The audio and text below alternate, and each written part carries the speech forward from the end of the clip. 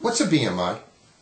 So BMI stands for Body Mass Index. It's actually a ratio of your height to your weight. So it basically gives us a sense of, for your height and your age, what should your weight be? See, an adult, we know this magic figure 25, Right. and if it's over 30, oh, forget it. Right. Need Right. a wheelbarrow. Okay. Right. But that 25 may not be true for a 10-year-old. Absolutely. So the doctor either give you a percentile or convert it to what you know what adult figures are, which I happen to do in my practice.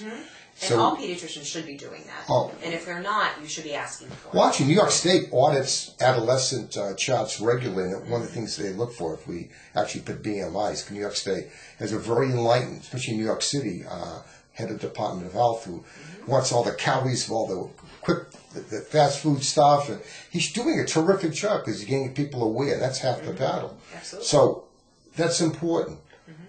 But there's another side of the coin. You don't want the other side, which I'm getting sometimes. I don't want to get heavy, and they can't even too thin. So it has to be a good balance between too heavy and too thin. Sure. Okay, because there's two types of eating disorders. Absolutely. Okay. Absolutely. But that BMIs are very important. Whoever came up with it was a pretty smart person. Do you even know where that came from? No, actually, I don't know.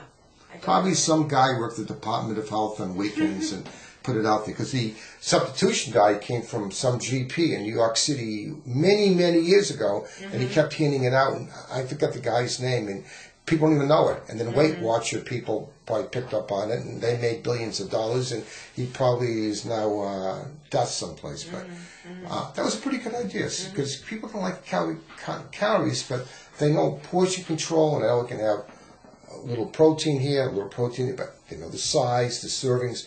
People can put that in there pretty easily. That was a pretty smart guy. Yes, yes. And, counting calories is very difficult, and our families often ask me, tell me about how many calories I should eat in a day. Tell me, if you stick to portions, if you stick to what you need for different kinds of foods each day, you don't need to count calories if you're making reasonable, healthy decisions and you're eating your normal, good portions.